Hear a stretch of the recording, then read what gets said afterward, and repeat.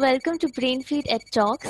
I welcome Dr. Sumant SK, CEO of Spoternix Health Tech and co-founder of PhysioNice, based in Bhopal, Madhya Pradesh. He is a well-known posturologist and physiotherapist. And today we have invited him to talk about the postural health of students. This week, Brainfeed's nationwide survey has revealed that around 78.8% students in India are using smartphones to attend online classes. 28.8% are using laptops and others are using tablets or PC desktops. From that, more than 66% of students have reported that they are facing some kind of back pains, headaches, dry eye syndrome, insomnia, etc. And as a result of maintaining incorrect ergonomics while engaging in an online environment, they are facing these issues. So, of course, the activities vary from gaming to social media activities and other recreational activities. But as much as 78.8% students have stated that they are spending most of their online time on educational classes. So, sir, we would like to ask you, according to you, what is the impact of incorrect ergonomics in a child's life? So very warm good evening to your entire team, Brainfeed Company, and to you as well, and to all the audience. And thank you so much for bringing this very significant topic today, because I feel today, since we all know that due to COVID, everybody is under the lockdown. And since they are in lockdown, the entire format for education system has changed. And there have been a paradigm shift. And as you rightly asked, that since we are talking about the posture, I think it's a very simple thing to understand when we are trying to talk about posture. Posture is nothing to do with a great science, but it is something which is one's best self. So when we are trying to understand posture, we need to understand that posture is about one's ability to sit comfortably, sit relaxed, or in a, or basically at ease. Because if we find with respect to kids, we need to first and foremost understand what are the major challenge the kids going to face when it comes to their posture. I think since we discussed that how the entire format for education system has changed, and kids are more glued to those mini screens, either their mobile phones or laptop or desktop. But invariably, it has been observed, because over the time when they are sitting for the longer duration, and they are specifically, spending time on the system, the entire physiological activity of a kid is affected.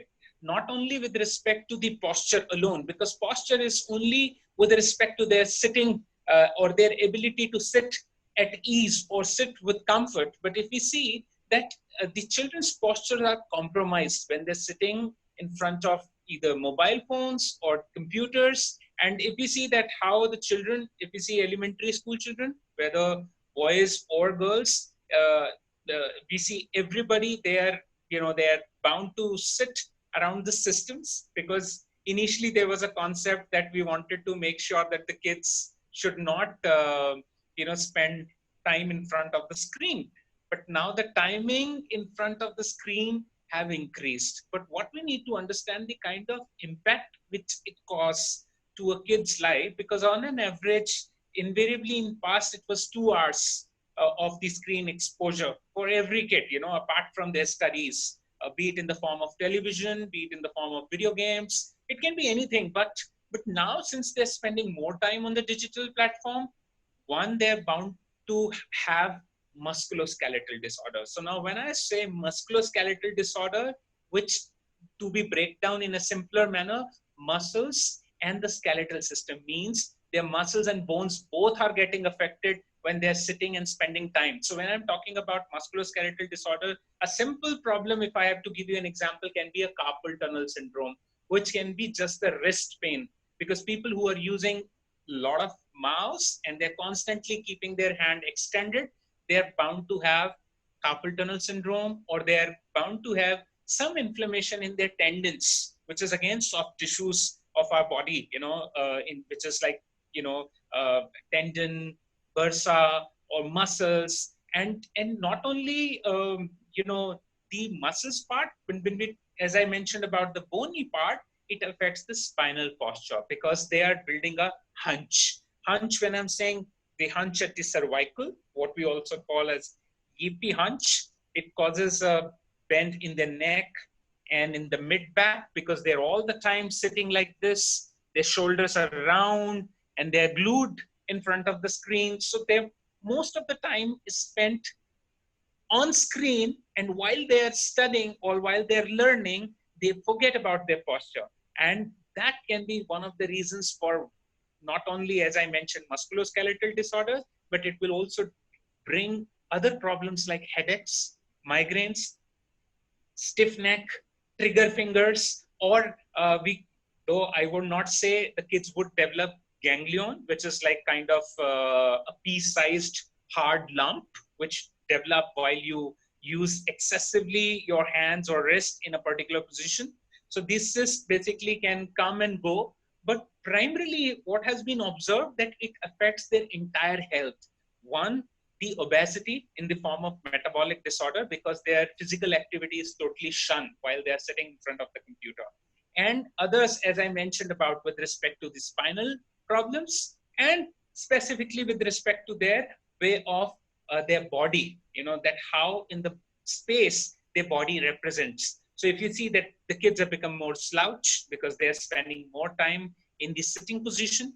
And since we can understand with the fact that sitting is a new smoking. So though it's a very big statement, but while we are talking about your posture, I need to explain and I need to put this across that how hazardous a sitting can be. Because when you are sitting, you are actually hampering your metabolic function and you are letting these basic functions to get shunned. So which actually in terms develop metabolic diseases, which are at par what happens to the smoker. But I am not here to scare, but what I am trying to tell that one can actually minimize. So there are various ways probably which we can always discuss in our further question. But I would like to understand that how kids are maintaining the discipline between their learning and their sitting with respect to their posture. Because what we need to actually learn that it is about their best self. Now, when they are learning in terms of especially they are sitting for extended duration, it is basically causing an unnatural posture because they are sitting, and when they are sitting, it is hampering not only their entire physiology, but also their ability to learn.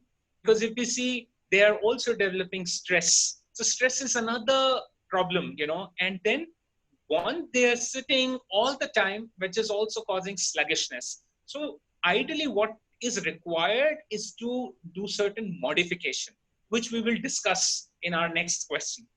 Thank you so much for giving us such a broad outlook. So, as you have suggested the impact, you have shared with us the impact. What are the measures that one should take, like some do's and don'ts that you can share for students, for teachers and parents, what they can guide to students? Right. Thank you. Thank you so much. So as we discussed, everybody probably doesn't have an access to an ergonomic furniture at their home, right? And I'm sure, and I do not even expect parents to bother about it. But what is most important and essential for parents to understand one important aspect that our kids were not really trained for online system. They were exposed to computers in the school. They were exposed to these gadgets like tablets, mobile phones. But at the same time, now when they're learning and when they're learning all the time in front of the screen, as I mentioned that there are multiple disorders which can be caused, even with respect to eye. So what we need to ensure, first and foremost, we need to ensure that we provide them a place which is comfortable. It can be any place. It can be a simple chair and table, which can be modified with the respect of using, say, cushions, pillow, or even some, upliftment to that particular furniture. But primarily what is required, that we need to ensure that the keyboard height, monitor height. Now imagine our, a small mobile phone compared to 38-inch, which is kind of recommended size for a monitor height in terms of how a kid should be actually learning. But unfortunately, since we need to understand that these are unprecedented times and everybody has a challenge to even procure resources. So what is important that they can take care, that they can probably buy a mobile stand if the kids are using a mobile for learning, because that can at least help them be free. Their hands can be free. They can use maybe a wireless earphone or even a speaker, and mic can be used, which is like very handy. Anything can be used when it comes to mobile, because since mobile and primarily I feel the distance, because while they're learning, it is very natural that they go very close to the screen, right? Because they're trying to concentrate. But if we can really help them, uh, the first thing maybe anti-glare glasses if it's possible. If not, then primarily to look after the lighting at our particular room where they're sitting to study, because lighting is something, which we need to ensure that if they have an optimum light, their brain will function well, and at the same time their eyes will be less strained. So we need to ensure good lighting. If they are learning in daytime, I think that natural daylight is the best. They can definitely take help of the nature in terms of utilizing the light system. Then secondly, as I mentioned, with mobiles, they need to ensure that they are using a mobile stand, which can help them to keep their hands free, and they must be explained that how they should be sitting. So it is very essential when they are sitting, they must form a simple 90-degree angle wherein their hips and the back rested well, and they should sit in a 90-degree position. But the idea here is not to put strain while they're sitting. Idea here is to make their posture correct while they're sitting. But at the same time, we must ensure that we use a good backrest, which can help their back to be resting well and their legs supported well on the floor so that they are not finding any discomfort. But at the same time, it is very essential that if we can teach our kids to take, kind of, regular breaks in intervals while their class allows them to take a break, because it is very essential that they move and they try to do a simple exercise, which I'm probably, because my screen may not allow them to see my feet, but I would just guide a simple exercise, what we call as an ankle toe movement. So for the kids, I would like to tell a simple fact. The calf muscles in their lower limbs act as a peripheral heart of the body. One heart is here, another heart is in their calf muscles, which pumps blood upward. So when they're sitting for long, they're bound to have irregular circulatory system. So if we can really help them do ankle toe movements, if we can teach them deep breathing exercises, a simple deep breathing exercises, I think this would take care of a lot of stress. A lot of stress would be reduced. And if they're using optimum lighting, the strain on the eye would be reduced. Another thing, they should be asked to blink their eyes repeatedly, because while they're exposed to screen, they're continuously in exposure to the radiation. So it is very important, because what it causes the what we call as technically as a dryness in a simpler way, but it eventually leads to a lot of strain to their eyes. So it is essential that we must take care of this simple part, as I mentioned, and they can probably, while they're taking a small break, they can wash their face with the cold water, which would help them to get rid of the stress. Then coming to very important aspect, the furniture. So as I mentioned, that because they are sitting, it is also making them physically inactive. So if we can help them that they can do a lot of muscular movement and take breaks, it can help. Second thing, that they must ensure that their chair desk combination should be as per their height. We must understand that the on an average now, a kid is spending around 9 hours, which is a lot, you know, and it is important. We need to understand, as I mentioned, lack of blood circulation, the rounding of the back, the shoulders become tense, the neck becomes tense, and the back muscles are again strained. So, and eventually what is happening, it is causing some pressure on their spinal cord as well. And when they're sitting for a lot of, like, this such heavy durations, then it is also causing some constriction on their digestive organs because they are sitting all the time. So ideally we can help them to take flexi chair, through which they can do little bit of inclination, or they can have a rocking mechanism which can be helped with some kind of swivel chair which can be used. And there can be something in terms of that, a small platform where a kid can stand, which is as comfortable for their height to work as a working table. So sometimes they can also use as a stand table. Instead of sitting, they can stand sometime, which would actually help them. So it is not necessarily that we define one particular place for them at home. There can be multiple places where they can sit, but at ease and not causing any kind of discomfort to them.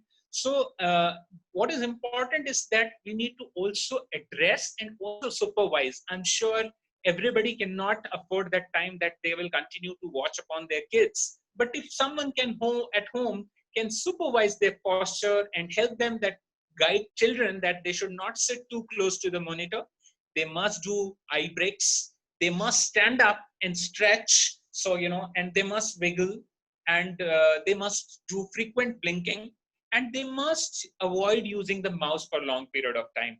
I think these simple methods can help them in terms of reducing a lot of pressure and stress on their body. And as I mentioned, the viewing part is very, very essential. We should really, really convey to our kids that they should maintain 2.5 feet of the distance between the screen and their eyes. And we must encourage our children basically, to talk about that how they must sit, comfortably and high enough to be able to have their arms bent at 90 degree. So when I'm saying 90 degree, they should be able to really take the help of the seat, their seat rest. And, as I mentioned that the simple ideas with respect to their eye level to the monitor, their hands and wrist, their neck, neither should be high nor too low. It should be optimum so that they can just watch very clearly to the screen without causing strain to their neck. The shoulders should be down, not forward, and they must keep it relaxed. Elbows should be at the level of the keyboard, and feet and the back should be totally supported. I think these simple things, and I'm sure to avoid any kind of computer vision syndrome, which I mentioned in the form of eye or vision problem, I think we can always help in terms of lighting. We can always help kids to make more aware that they must learn when they are getting strained, and they must inform if they are facing any kind of challenge while they are working on their desktop or mobile or anywhere. So it is very important that we need to understand a simple fact that there is a great correlation between heavy reading and myopia. So when I'm talking about myopia, it is basically a nearsightedness. So computer, television, or video game, they actually cause premature myopia. So we need to make our kids aware that they take good care of their posture and they have as low as the strain to their eyes. That is how they can prevent the strain. And coming to good lighting condition, I think I already mentioned that it is very important that we must have an ambient light, and it can be adjustable so that the kid is able to view. And with small breaks, stretching, deep breathing, and standing up and have a stroll around should be good for them to take care. But still, if they need any kind of support, we are there to help them and guide them. And they're most welcome to reach out to us through BrainFeed, and we'll help them with any kind of modification or any kind of guidance or any kind of support they need in order to change. Thank you so much, sir. On behalf of the entire BrainFeed team, I would like to thank you for sharing your much needed answers and medical advice to our students, teachers, and parents. And definitely, we would request our viewers, if you have any questions, to please reach out to us on our email IDs or contact numbers. You can see us, visit on our website and contact us, and we will help you connect with Dr. Sumans and reply to all your queries. Thank you, sir. Thank you so much, Kanan, and thank you to the BrainFeed team for such a wonderful session for the kids' future and their safety. Thank you. Thank you, sir.